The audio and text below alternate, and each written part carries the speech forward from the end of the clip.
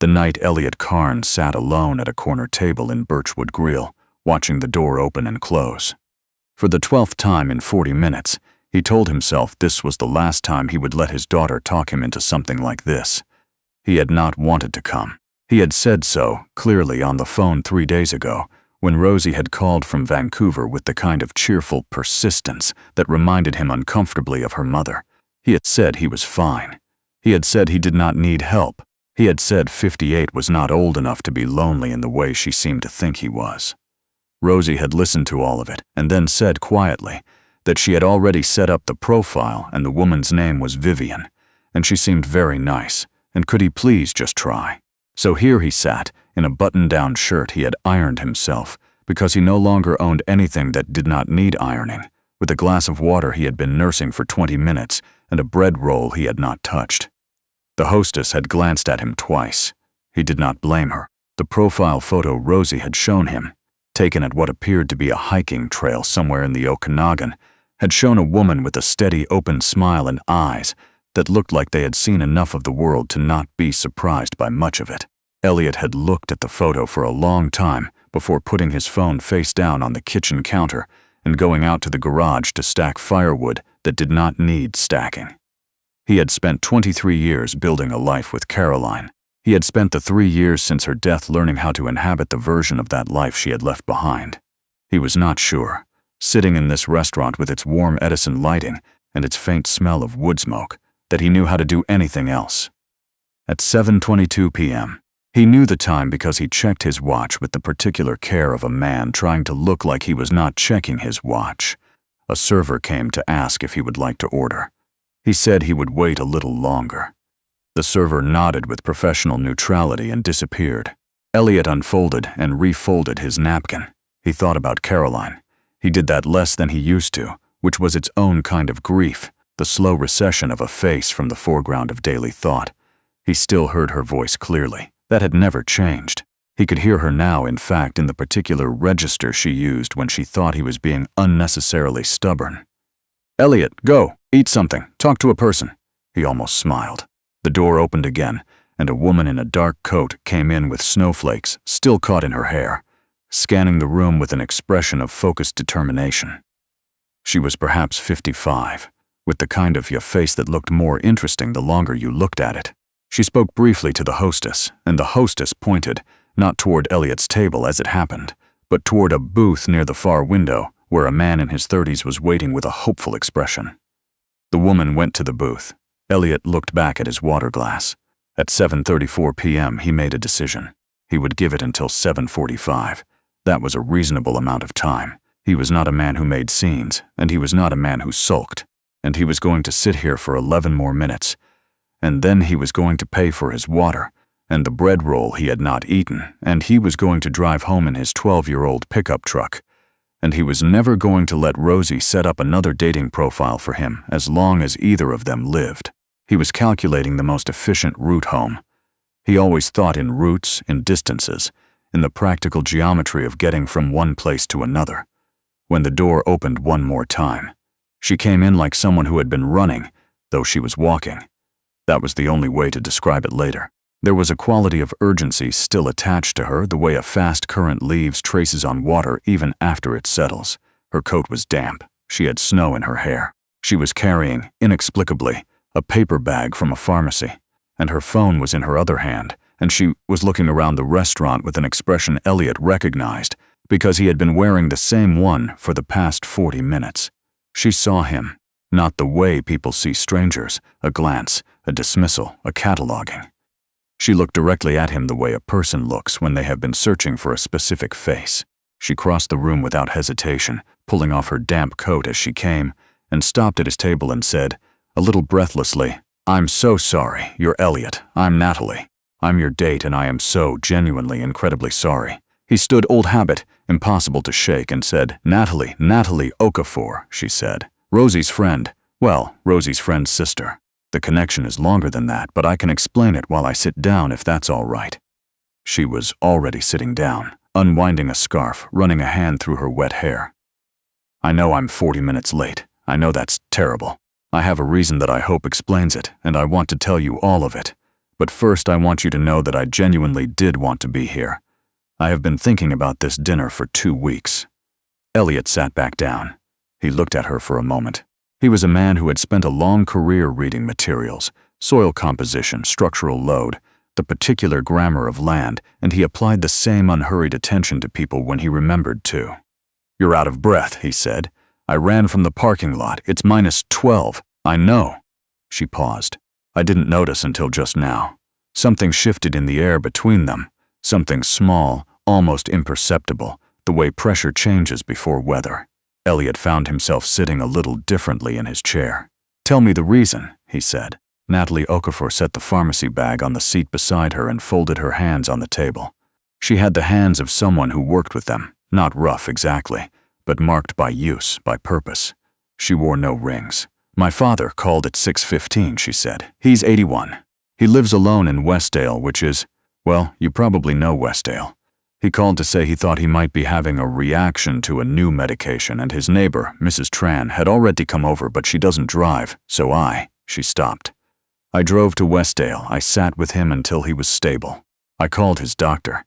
I made sure Mrs. Tran had his doctor's number and the pharmacy number and my number. I stopped at the pharmacy on the way here because he had run out of something he needed and I didn't want to leave it until tomorrow." She looked at the bag. "And then I drove here, which took longer than usual because the highway was backed up." She looked at him steadily, as if measuring what he would do with all of this. Elliot thought about the 12-year-old pickup truck in the parking lot. He thought about the winter 2 years ago, when he had driven 4 hours through a January snowstorm to fix a furnace in his father-in-law's house in Sudbury, because the man was 83 and alone, and Elliot had not been able to think about anything else until it was done. "Is he all right?" he said. "Your father." Something in Natalie's expression changed, small and quick, like a light adjusting. "He is. He was frightened more than anything. He doesn't like admitting things like that." She paused. He likes to seem self-sufficient. He was an engineer. "They're often like that." "I wouldn't know," said Elliot. "I was only a civil engineer for 30 years. There was a beat of silence. Then Natalie laughed, a real laugh, sudden and unguarded, and Elliot felt something loosen in his chest that he had not known was tight. "Rosie didn't tell me that," she said. "Rosie knows very little about what I actually do," he said, and found that he meant it without bitterness. "She was 12 when I left the firm and started the land trust. She mostly knows I have a truck that embarrasses her." "The land trust," Natalie repeated.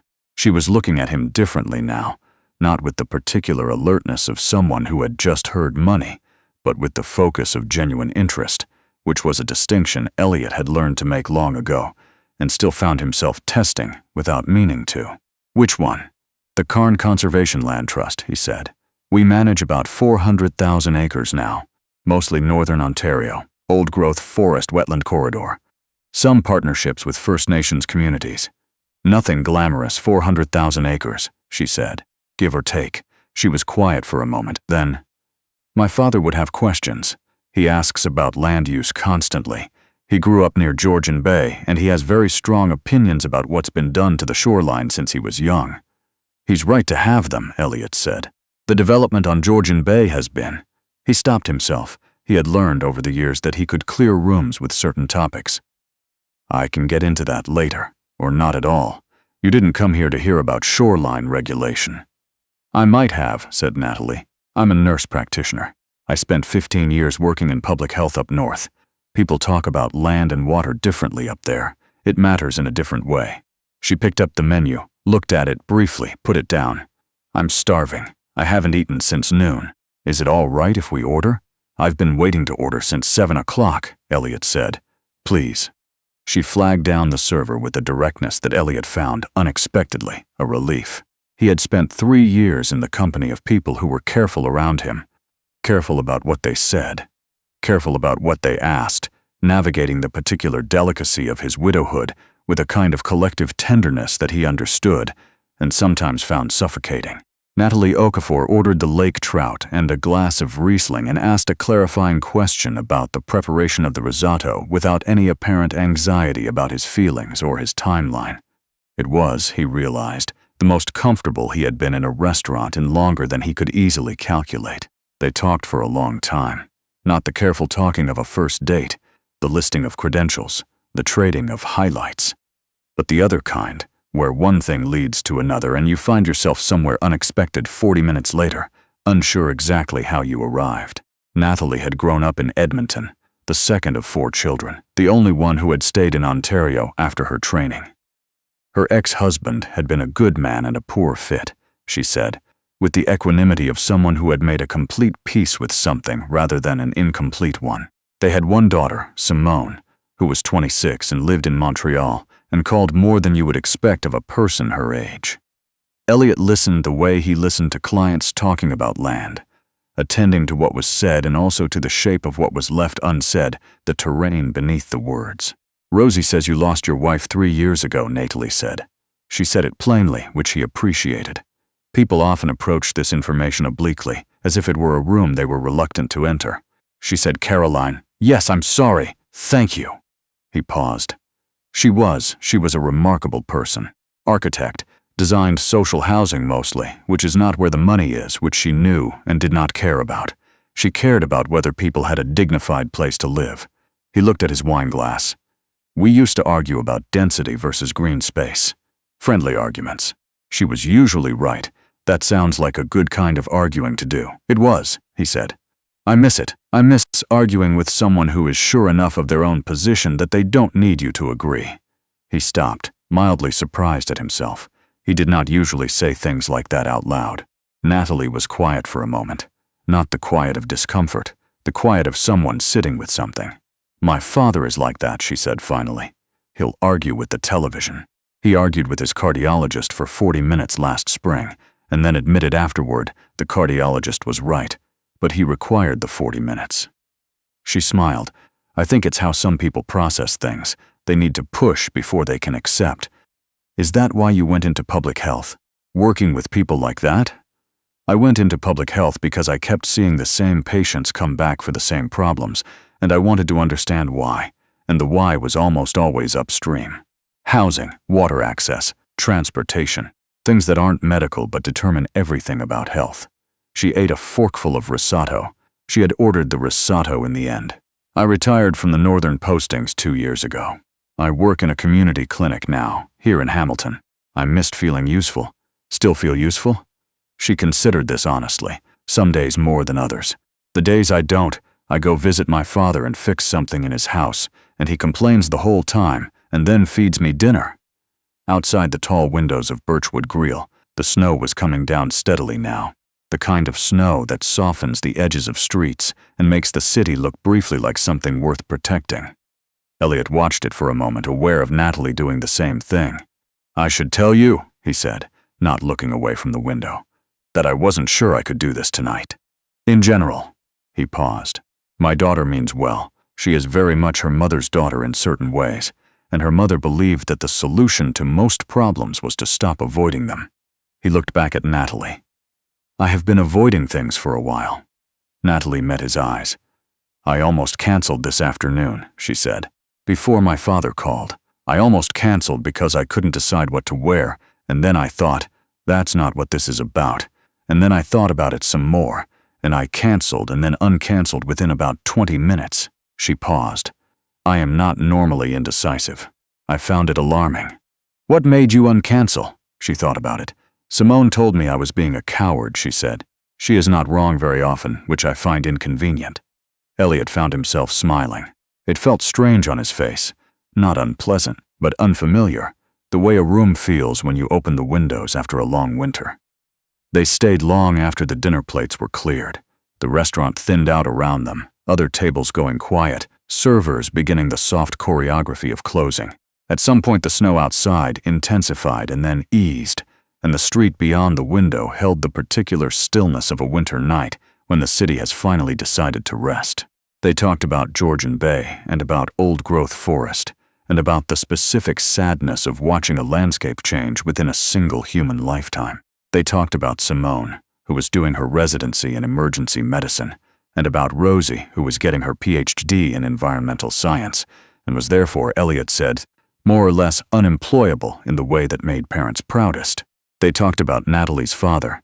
His name was Adewale, and he had come from Nigeria at 24 with an engineering degree and a letter of introduction to a professor at U of T who had never replied, and he had built his career anyway, one careful year at a time. They talked about Caroline, not extensively, not with the intensity of grief which Elliot had learned to carry without displaying. But Natalie asked about her, asked real questions, the questions of someone who wanted to understand the shape of a person rather than just the fact of them. And Elliot found himself talking about Caroline's laugh first, because that was still the truest thing about her, the laugh that arrived unexpectedly and transformed whatever room she was in. "She sounds wonderful," Natalie said. She was. Elliot looked at the table. I think about this sometimes. She would have found it strange if I had stopped. She wasn't that kind of person. She would have found it strange and a little insulting, probably. She believed very firmly in the importance of continuing. He looked up. "That's not why I'm here. I don't want you to think I'm here because Caroline would have wanted me to be. I'm here because Rosie asked and because..." He stopped. "Because I thought it might be time to try." Natalie nodded slowly. "I think that's honest," she said, "and I think that's enough." It was 11:15 when they finally stood to leave, and the server who helped them with their coats had the quiet, undisguised relief of someone who had been waiting to close up for an hour and a half. Elliot apologized. The server said it was genuinely no trouble, with the tone of someone who meant about 60% of it, and Elliot left a tip that he hoped covered the remaining 40. Outside, the cold was clean and immediate. The street was empty. Their breath made small clouds in the dark. "I parked on Lock," Natalie said. "I'm on Hess," said Elliot. Neither of them moved. It had stopped snowing. The sky above the downtown had that peculiar amber quality of cloud cover lit from below, and everything on the sidewalk, the parked cars, the bare trees, the old brick of the storefronts, was overlaid with a thin silence that felt less like absence than like waiting. "I'd like to see you again," Elliot said. He said it the way he said most things, without preamble, without softening, and then waited. Natalie looked at him. She had the expression of someone who had been hoping to hear something and was deciding how to respond to having heard it. "My father will want to talk to you about Georgian Bay," she said. "I should warn you now, it will take a long time." "I have time," Elliot said. "He'll have opinions. I look forward to it," she smiled. Not the polite smile she had offered the server, but the other one, the one that arrived suddenly and changed the whole arrangement of her face. "All right," she said. "Yes, I'd like that." They said goodnight and walked in opposite directions, and Elliot did not look back until he heard his name, Elliot, and turned to find Natalie stopped under the streetlight at the corner, already looking at him. "Next time," she called. "I'll be on time." "Next time," he said. "I'll believe it." She laughed, and the sound of it rose into the amber winter air above Hamilton and disappeared into the cold. And Elliot Karn walked the rest of the way to his truck with his hands in his pockets and his breath coming steady and slow, feeling, not happiness, exactly, not yet, but something that lived in the same neighborhood, something that had the quality of a window left open. When he got home, he sat in the driveway for a few minutes without getting out. Inside the house, everything was exactly as he had left it. The boots by the door, the coat on the hook, the photograph of Caroline on the shelf in the hallway where the late light hit it on summer evenings. None of that would change. He had not expected it to change. He got out of the truck. He went inside. He stood in the hallway for a moment in the dark and said, quietly, to no one, and to someone, "I went." Then he went to the kitchen and put the kettle on and stood at the window while it boiled, watching the snow on the backyard fence, thinking about Georgian Bay, and about the particular way a person can be interesting the longer you look at them, and about how the world which had seemed so finished a few hours ago had the quality now of something that was not finished at all, something that was in some unresolved and patient way still going.